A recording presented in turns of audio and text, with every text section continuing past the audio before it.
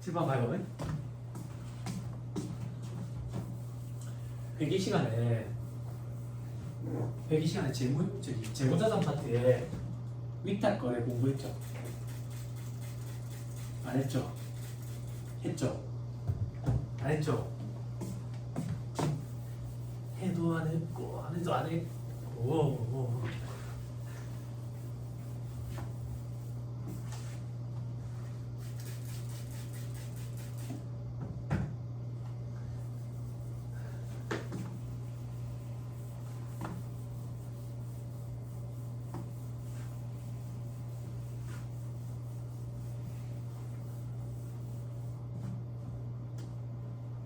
제목을 전체 해줄게. 제목 이게 복습하는 거 아니야? 뭐였는지 기억만 더듬자고요. 나 컴퓨터 장사하는 사람이야. 용산 전자상가에서 컴퓨터 떼다가 장사하는 사람이라고. 컴퓨터 떼와가지고 팔아야 되는데 날이 너무 더워 귀찮아. 그 대신 조금 팔아달라고 부탁했어.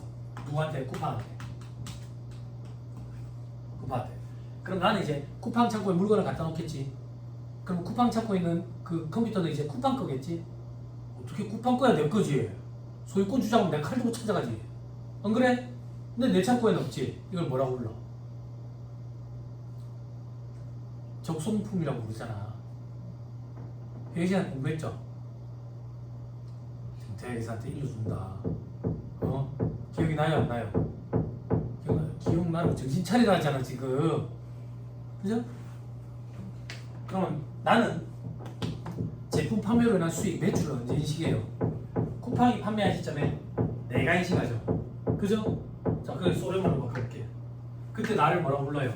위탁자. 쿠팡을 수탁자. 이런 거래로 우리는 위탁 거래. 이렇게 부르죠? 그죠? 함정 없어. 그지? 자, 밑에 반에서 내한테 수업 들은 사람들. 자, 부가세법으로 가자. 부가세법. 부가세법상 나의 공급 시기는 언제야?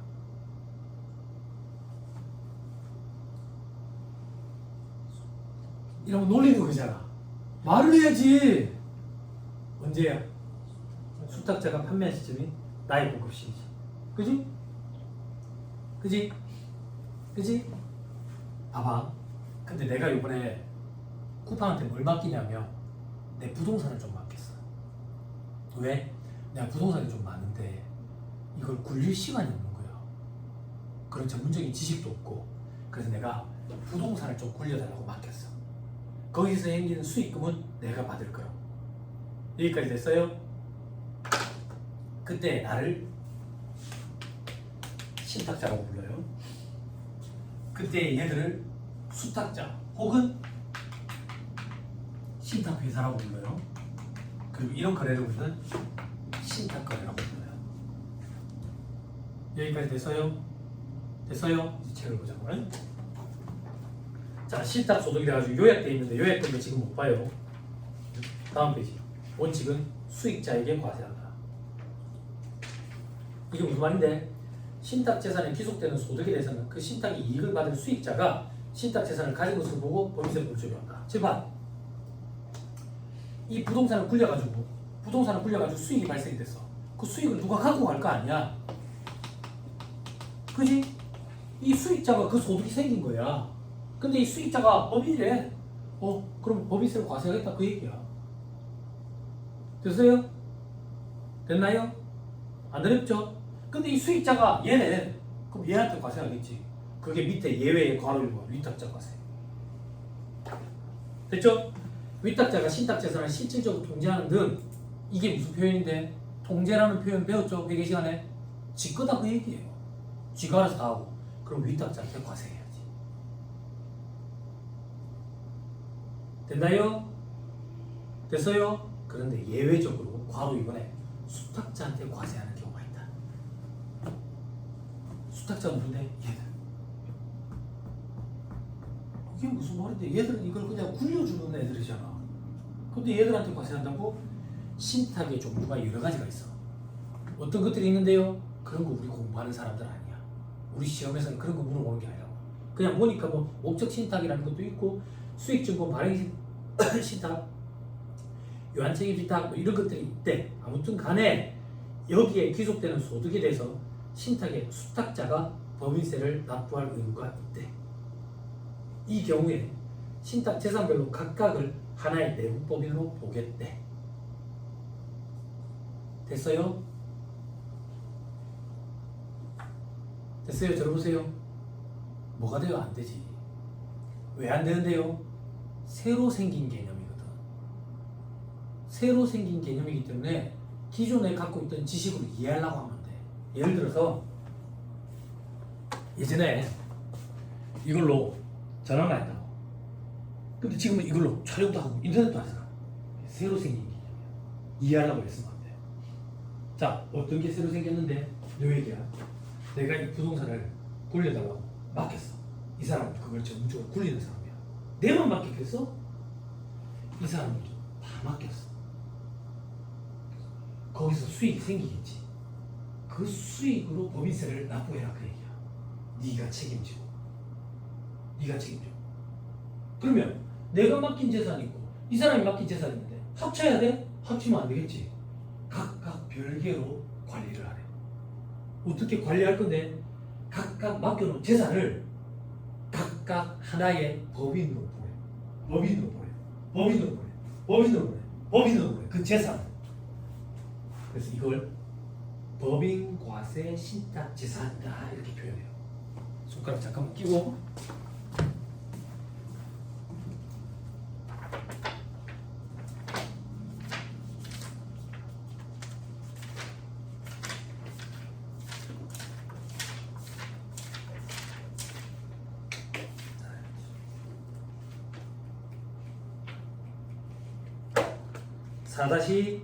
(4-300)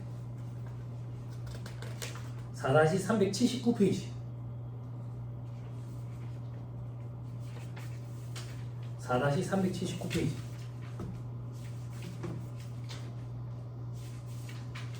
4-379페이지 21절 찾았어요? 새로 생긴 거예요. 새로 생긴 거. 그래도 벌써 한 4-5년 됐나?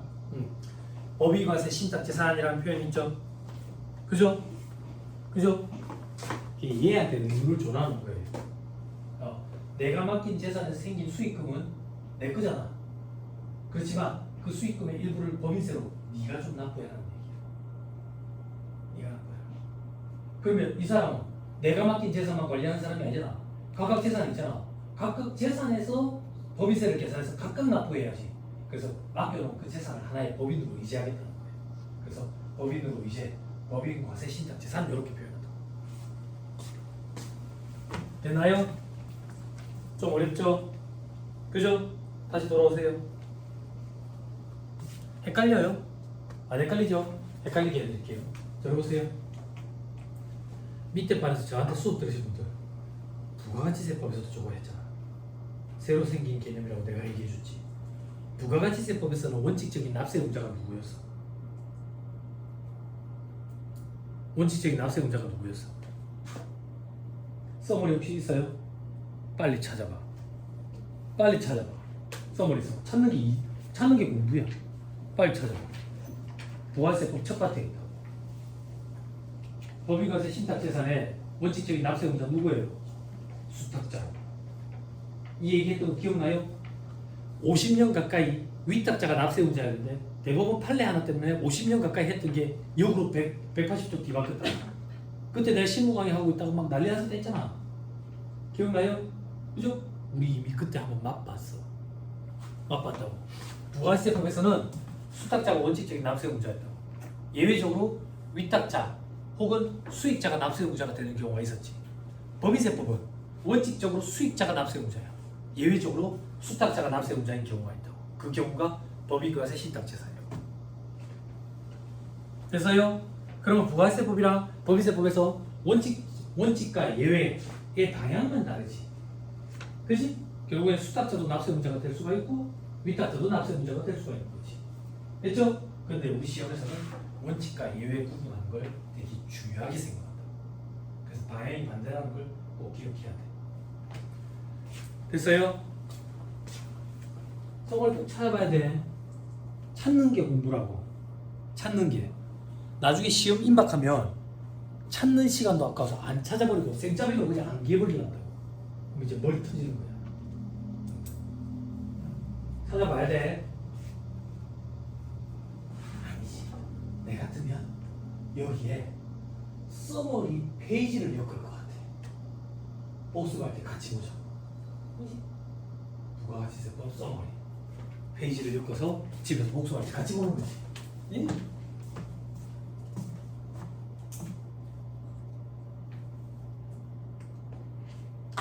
됐나요?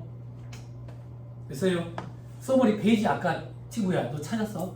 몇 페이지인데 한 번만 좀 얘기해줘. 여기 다른 언니들을 좀 가르쳐주고 싶자. 써머리 집에 가서 꼭 찾아봐요. 1-14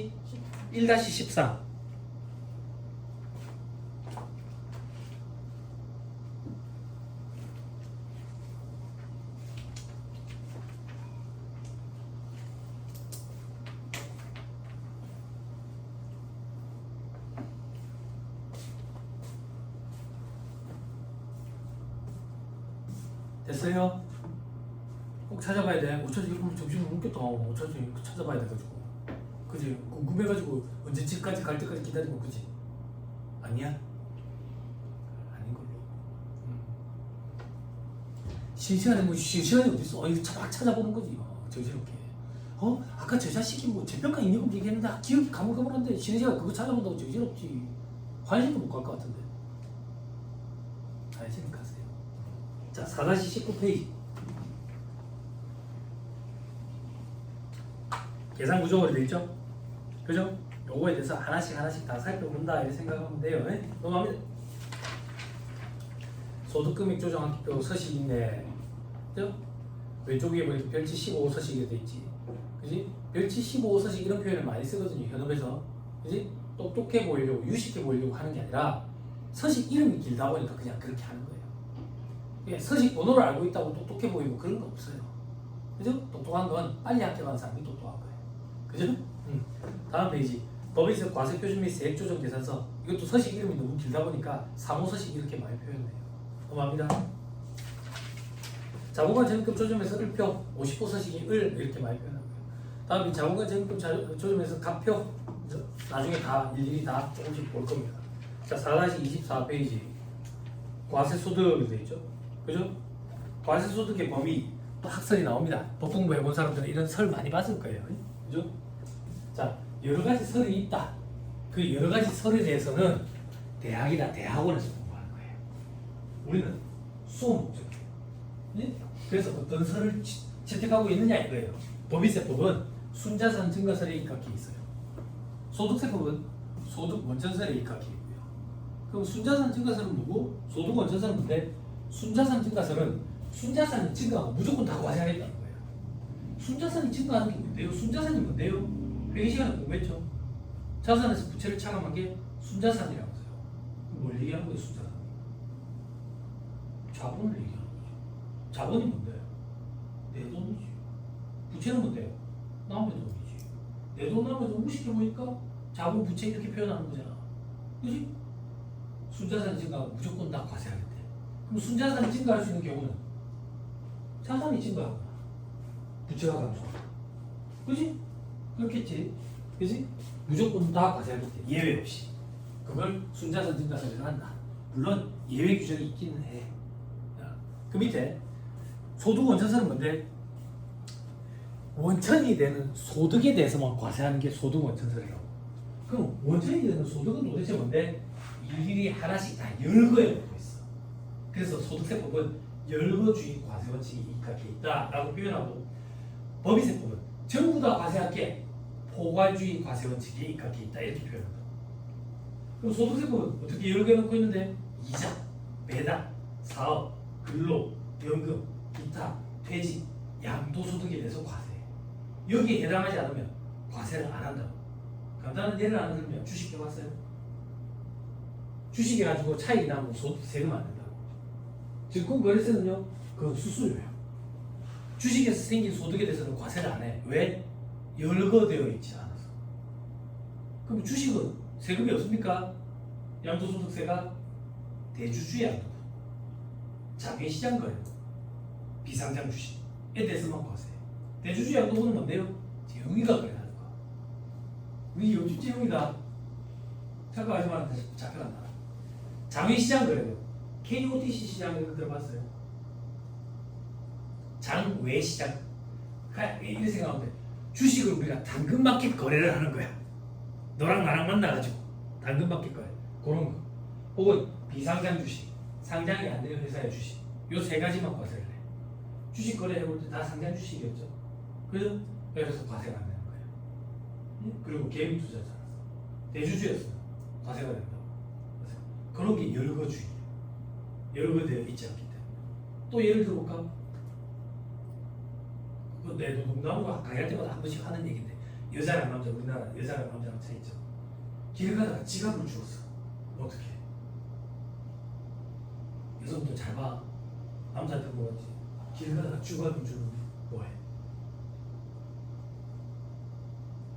민증 사진을 보잖아. 민증 사진을 보잖아. 그래서 예쁘면 어떡해? 가져다 주잖아. 안 예쁘면 갖다 버리잖아. 그지? 예뻐서 찾아다 줬어. 찾아다 주면 그 예쁜 여학생이 고맙다고 사례를 하지. 그지? 그 기타 소득 과세되거든. 나쁜 소리 하는 줄 알았어? 그것도 일일이 다 열거되어 있어. 유실물 습득이라는 소득이라고 열거되어 있다. 소득세 보면 철저하게 열거주의 과세인지 물론 예외도 있지.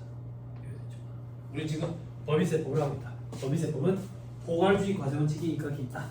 어떻게? 순자산이 증가하면 다 과세하겠다. 포괄주의 과세 원칙. 됐죠?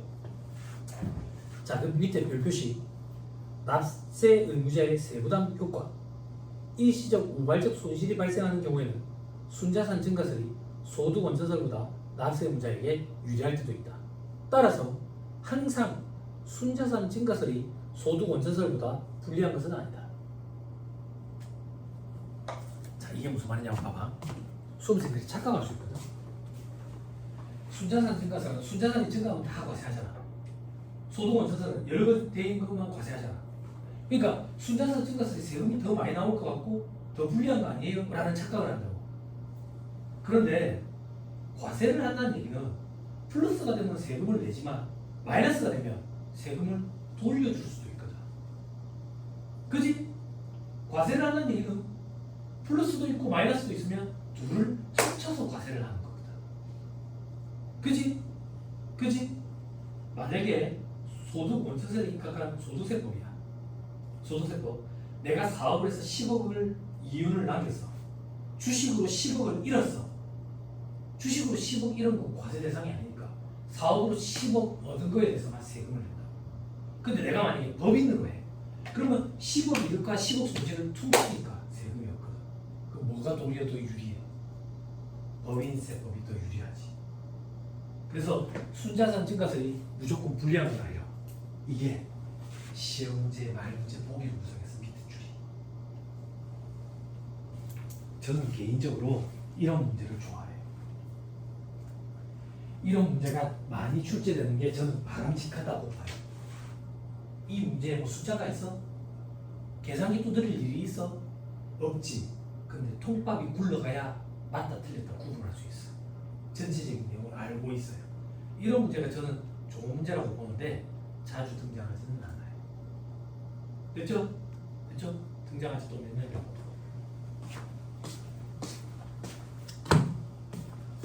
됐습니다. 자, 다음 페이지 세무조정 돼 있는데 세무조정부터는 다음 시간에 하시죠. 좀 어중뜁니다. 지금 5분 일찍 마쳤죠? 이런 경우는 앞으로 다시는 없을 겁니다.